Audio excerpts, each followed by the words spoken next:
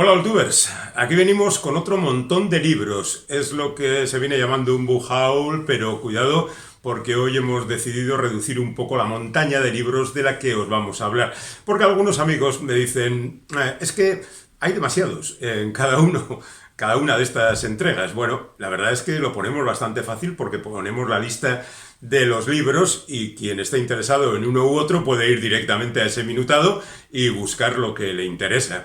Esto es un poco como los diccionarios, que nadie se lo va a leer de arriba a abajo, de la primera página a la última, sino que va a ir buscando aquello que le interesa en cada momento, ¿no? Bueno, pues hemos decidido que igual hacer más y hacerlos más cortos es mejor para vosotros, no sé, os gusta más. En cualquier caso, sí nos interesaría que nos dierais vuestra opinión en los comentarios para nosotros saber comportarnos como a vosotros os interese más, ¿de acuerdo? Bueno, ya que estamos hablando de diccionarios y cosas por el estilo, vamos a empezar hoy con un libro que se titula Diccionario apasionado de la novela negra de Pierre Lemaitre.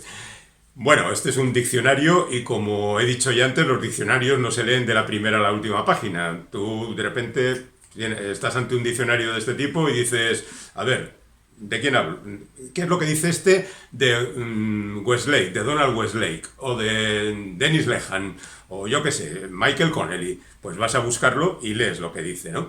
Y luego de repente descubres que así te vas a perder alguno y empiezas a leerlo desde la primera página y lo lees hasta el final. Bueno, Pierre Lemaitre, yo creo que no hace falta presentación, porque su famosa trilogía que empezaba con Nos vemos ahí arriba le convirtió en una gran estrella de la narrativa general, pero al mismo tiempo, como es bien sabido, Lemaitre ha conseguido un gran éxito como escritor de novelas policíacas, principalmente las andanzas de Verhoeven, de Camille Verhoeven, ese policía que es un poco tópico en el sentido de que ya es imposible trazar la figura de un policía diferente, pero que tiene mucha carga en sus novelas y que disfrutamos mucho con ellas. Bueno, como es un apasionado de la escritura, también es un apasionado de la lectura de novela negra, y aquí está este diccionario apasionado donde mira con interés todo lo que tiene que ver con la novela negra. Es verdad que igual hay un poquito más de obra francesa que de otros lugares, pero bueno, la verdad es que la novela negra fundamentalmente es anglosajona, y aunque hace una revisión general de la novela negra en todas partes, lo cierto es que, bueno, pues ha metido a algunos franceses que igual no controlamos totalmente, pero de verdad que merece mucho la pena leer a Lemaitre, y en este diccionario apasionado ni os cuento. Otro libro que ya tengo unas ganas tremendas de leer es El funcionamiento general del mundo, que no sea esto o algo que nos obliguen a entender como real, de Eduardo Sacheri. Eduardo Sacheri es el autor de El secreto de tus ojos, la famosa película de Campanella, que en su momento consiguió el Oscar a mejor película de habla no inglesa, etcétera, etcétera, pero que tiene otro montón de libros verdaderamente interesantes. Aquí en este mismo canal tenemos un vídeo dedicado a su novela anterior, Lo mucho que te amé, donde podréis encontrar más información sobre Sacheri y en líneas generales sobre su trabajo y sobre esa novela en particular.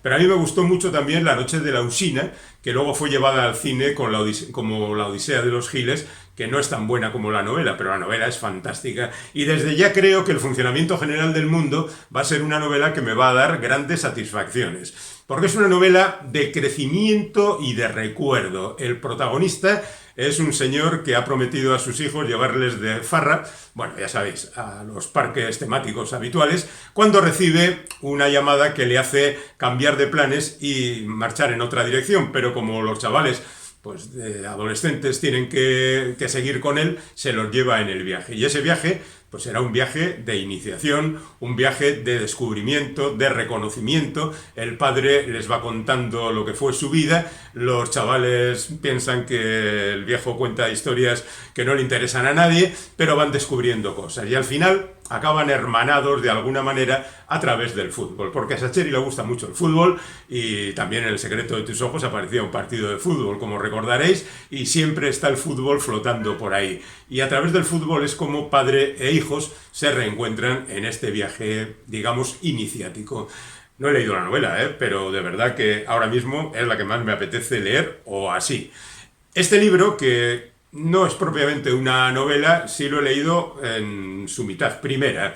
Olga Merino, Cinco inviernos. Olga Merino hace un par de años deslumbró a todo el mundo con una novela titulada La forastera, que era un western, casi como indica el título, un western español, en unos campos desolados, en unos territorios vacíos, donde llega la forastera, como en las películas del oeste, y se encuentra con un panorama pues tirando a desolador. Bueno, esa novela fue muy aplaudida y eso le ha permitido a Olga hacer una novela un poco más, quizá en lo que a ella más le interesa, que es contar su vida durante 5 años en Moscú como corresponsal de prensa, contando pues todo lo que ocurrió en aquellos tiempos, entre el 93 y el 98. Nos cuenta su vida cotidiana, las dificultades a veces de conseguir lo más elemental, y nos cuenta también la peripecia periodística que pasa, por ejemplo, por el ataque de las tropas de Boris Yeltsin al Parlamento ruso, que fue una especie de golpe de Estado y que hizo que el mundo cambiara razonablemente. Olga Merino despieza perfectamente todo cómo fue su peripecia, nos habla de sus relaciones con otros profesionales del periodismo y nos habla también de los rusos a los que conoce en pequeñas entradas generalmente, en otras un poco más extensas, donde ella cuenta historias más elaboradas, más completas de determinados personajes. Es un encanto de libro, de verdad, magníficamente escrito y que te hace disfrutar mucho, independientemente de que te gusten o no te gusten las historias que nos va contando, porque ya se sabe que cuando uno cuenta la vida, no cuenta lo que le gustaría que hubiera sido ella, sino lo que verdaderamente sucedió. Y ahí se pierde un poquito de brillo. Pero bueno, esta es una eterna discusión que tenemos, no vamos a seguir por ahí. Nos vamos ahora con Las formas del querer de Inés Martín Rodrigo, que es el premio Nadal de este año y que en los últimos años ya nos había dado bastantes alegrías y seguramente esta vez también. Conozco a Inés de un libro anterior, tuve oportunidad de entrevistarla, que se titulaba Una habitación compartida y que por el título comprenderéis que se trataba de un análisis, en este caso entrevistas y demás, a autoras que hablaban de esa obra de la que parten tantas, que es Una habitación privada de Virginia Woolf, pero se habla de otras muchas cosas. En definitiva, son encuentros con escritoras y me pareció que estaba muy bien escrito. Esta es una novela, Las formas del querer. Ella había hecho alguna obra novelada semi-autobiográfica, pero digamos que casi podíamos considerar esta novela la primera de las suyas. Y cuenta la historia de una mujer que cuando mueren sus abuelos tiene que son de alguna manera aquellos que le iniciaron en el conocimiento de la literatura y demás, tiene que volver a casa y enfrentarse a las circunstancias. Creo que es una novela en principio interesante. A mí la verdad es que ya digo que como conozco algo la obra de Inés Martín Rodrigo, pues me interesa. Y lo mismo podría decir de Aroa Moreno Durán, que con La bajamar hace un viaje semejante al de Inés. Es decir, vuelve a los orígenes, porque en esta ocasión también su abuela ha muerto, en este caso en el País Vasco, y regresa a los orígenes para encontrarse con la situación que vive su madre, entre otras cosas, y para retomar también un poquito la infancia. Se ve que últimamente en literatura estamos pensando que aquella infancia que tuvimos igual convendría revisarla y quién sabe si interpretarla. Bueno, parece que la familia está muy presente últimamente en la literatura. Por todas partes aparecen libros que nos hablan de la familia y ese reencuentro con el pasado. Tenemos aquí hasta en el título ya esa nostalgia por lo sucedido anteriormente. La nostalgia de la mujer anfibio de Cristina Sánchez Andrade, que es una autora que ya tiene varias novelas y algún volumen de relatos, y que en esta novela cuenta una historia que ocurrió en 1921. Bueno, en realidad lo que ocurrió entonces y las consecuencias de lo que ocurrió entonces. En principio, la historia habla de un naufragio que ocurrió en las costas de Galicia y donde acudieron muchos lugareños a tratar de ayudar a las víctimas de ese naufragio. La protagonista, que es quien cuenta luego a su nieta, parece que hay mucha unión entre abuelos y nietos últimamente, cuenta a su nieta las circunstancias que se desarrollaron esa noche y cómo influyeron en su vida posterior. Va vestida de novia, porque ese día se casaba, y encuentra a un náufrago, un Ulises, que aterriza allí como Nausicaa, le atiende, le reconoce, le abraza y bueno, pasan cosas. y lo que pasa esa noche es lo que después va a determinar la vida de esa protagonista, que ya digo, está contándole a su nieta qué es lo que ocurre. Supongo que, como siempre, las versiones hay que tenerlas en cuenta. Quién cuenta las cosas, de quién es el punto de vista y, por supuesto, siempre hay que tener en cuenta que uno, cuando cuenta su vida, tiende a arreglarla un poquito. Vamos ahora con Mariana Sández, que es una autora argentina, que cuenta también relaciones familiares. De hecho, el título parece indicarlo perfectamente. Una casa llena de gente. Y efectivamente, la protagonista de esta novela se encuentra con una casa llena de gente, de toda su familia, que viven un poco amontonados, un poco al estilo de vive como quieras, pero sin tanta gracia, sino más bien una realidad mucho más triste, más oscura, más de a ver si salimos de esta y tenemos una vida más o menos normal.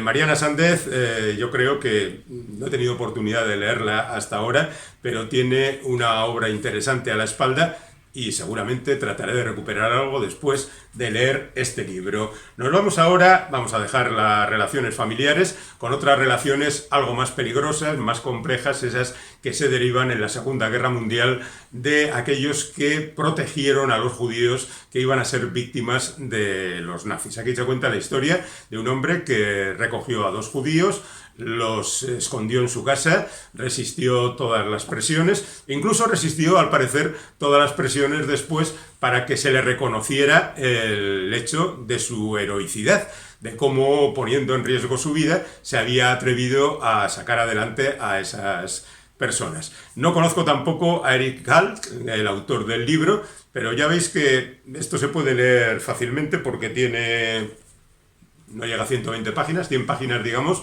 de letra gruesa. Yo creo que se puede hacer la prueba tranquilamente. Y además pasa una cosa, que es que este tipo de historias gustan mucho en general. En el programa de televisión que presento, casi siempre que presentamos una película con nazis, pues tiene gran repercusión, tiene más audiencia. Quizá porque es sencillo, ya sabemos desde el principio quiénes son los malos y eso nos deja tranquilos para ir dejando que nuestro cuerpo se relaje y no tener que darle demasiadas vueltas a la historia. Pero bueno, esta historia terrible del pasado podía de alguna manera prolongarse en el futuro con otra historia terrible, la que cuenta Paul Penn en La Metamorfosis Infinita. Paul Penn es un escritor español, que creo que ha escrito La casa entre los cactus, El brillo de las luciérnagas, tiene un montón de novelas que inexplicablemente, porque el tío lo hace muy bien, no ha conseguido el favor del público. De hecho, acaba de cambiar de casa editorial, seguramente porque no vendía lo suficiente en la anterior. Pero a mí me parece que Paul Penn es un tío al que hay que seguir, que cuenta unas historias muy interesantes y lo demuestra una vez más en La Metamorfosis Infinita. Aquí la historia que cuenta es muy actual y muy terrible. La historia de una joven que una noche es asaltada por un grupo, es violada y acaba muriendo después de esos actos. Es algo parecido a lo que podría ser el caso de La Manada, con un final mucho más trágico todavía. Bueno, la novela lo que viene a contar es la historia de la madre de esa mujer que hará lo imposible por conseguir que se haga justicia, ya que evidentemente no puede lograr que su hija vuelva a la vida. Y dentro de este tipo de historias es preferible que te lo cuenten con una prosa nada florida, que vaya directamente a los hechos, porque una historia descarnada tiene que ser contada con lo esencial. Y el resto, las florituras que queramos ponerle, en ocasiones no es más que hojarasca que sirve para oscurecer las cosas. Yo creo que Paul Penn, que es de esos escritores que va a la esencia, directamente a lo que tiene que contar, es un autor perfecto para esa historia y como tal, aquí os lo presentamos. Y ahora nos vamos a ir un poco por los cerros de Japón, porque La mujer zorro y el doctor Shimamura está ambientada en Japón, aunque la autora, Christine Bunicke, es alemana. Y es una historia que parte de la realidad, incluso de la literatura realista, como es el doctor que es enviado a una zona aislada del país para que cumpla allí con sus funciones de sanar a la gente, y se encuentra con leyendas de mujeres zorro, que es algo muy común en Japón, como seguramente sabéis, y que él trata de desentrañar, es decir, se encuentra con el mito. Es decir, trata de investigar en el mito a través del realismo de la narración.